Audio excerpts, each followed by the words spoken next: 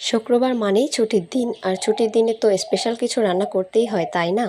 আসসালামু আলাইকুম, কেমন আছেন সবাই? আশা করি সবাই ভালো আছেন। আলহামদুলিল্লাহ, আমিও ভালো আছি। আজকে আমি আপনাদের সাথে কিছু রেসিপি শেয়ার করব। প্রথমেই আমি তৈরি করব চিকেন ফ্রাই। চিকেন ফ্রাই করার জন্য এখানে আমি কিছু মুরগির মাংস নিয়েছি। মাংসের উপর দিয়ে দিলাম কিছুটা পরিমাণ লেবুর রস এবং লবণ দিয়ে ভালোভাবে মাংসটা মাখিয়ে নিতে হবে। তারপর আমি পরিষ্কার করে পানি দিয়ে ধুয়ে নেব। লেবুর রস আর লবণ দেওয়ার কারণে এখান থেকে কোনো রকম গন্ধ আসবে না। তাই আর কি এই কাজটা করা। আপনারা অবশ্যই এই কাজটি করে নেবেন। তারপরে আমি একটি ছেঁকনিতে এই মাংসগুলো ছেঁকে নিয়েছি, যাতে অতিরিক্ত পানিটা ঝরে যায়। তারপরে আমি এখানে নিয়েছি রাঁধুনি রেডিমিক্স বারবিকিউ মশলা এবং নিয়েছি কিছুটা পরিমাণ টক দই। এই টক দইটা আমার কাছে আগে থেকে বানানো ছিল না, তাই আমি বানিয়ে নিচ্ছি। একটু কাঁচা দুধের মধ্যে কয়েক ফোঁটা লেবুর রস দিয়ে দিয়েছি। তারপরে একটু নেড়েচেড়ে নিব। হয়ে গেল খুব সহজেই টক দই। এখন এর মাঝে আমি দিয়ে দেব কিছু মশলা। প্রথমেই নিয়েছি আমি রসুন বাটা, দিয়ে দিলাম আদা বাটা, তারপরে দিয়ে দিলাম একটু জিরা বাটা, দিয়ে দেব কিছুটা পরিমাণ সাদা গোলমরিচের গুঁড়া, দিয়ে দেব মরিচের গুঁড়া।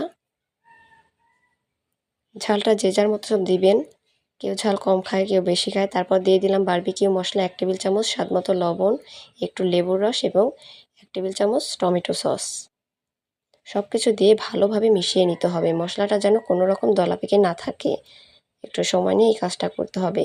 তো আমার মশলাটা মাখানো হয়ে গেছে। মাশাআল্লাহ, কালারটা দেখতে খুবই ভালো লাগছে। এখন এই মশলার মাঝে আমি সেই চিকেন ফ্রাইগুলো দিয়ে দেব। চিকেনগুলো দিয়ে ভালোভাবে মশলা মাখিয়ে নিতে হবে।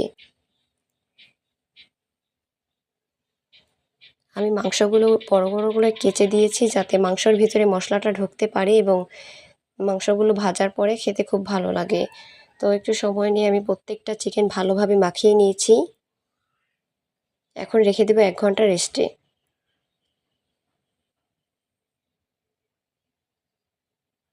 এর মাঝে আমি এখন ময়দাটা রেডি করব। তো আমি মেজারমেন্ট কাপে করে মেপে প্রায় 2.5 কাপ পরিমাণ ময়দা নিয়েছি।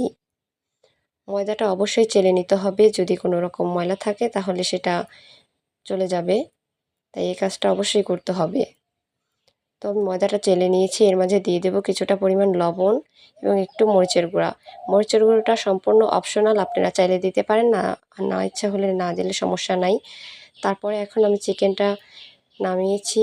1 ঘন্টা পরে নিয়ে এসেছি। এখন এই চিকেনটা আমি সেই ময়দার মাঝে দিয়ে বোল্ট করে নেব।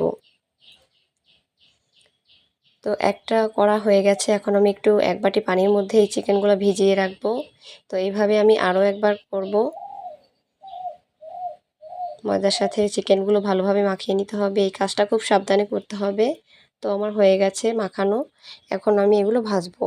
তো ভাজার জন্য কড়াইতে পর্যাপ্ত পরিমাণ তেল দিতে হবে, কারণ অল্প তেলে এই চিকেনটা ফ্রাই করলে ভালো হবে না। তাই একটু অতিরিক্ত তেল দিয়ে এটা ডুবো তেলে ভাজতে হবে। তো তেল গরম হওয়ার পরে আমি প্রত্যেকটা চিকেন দিয়ে দিচ্ছি।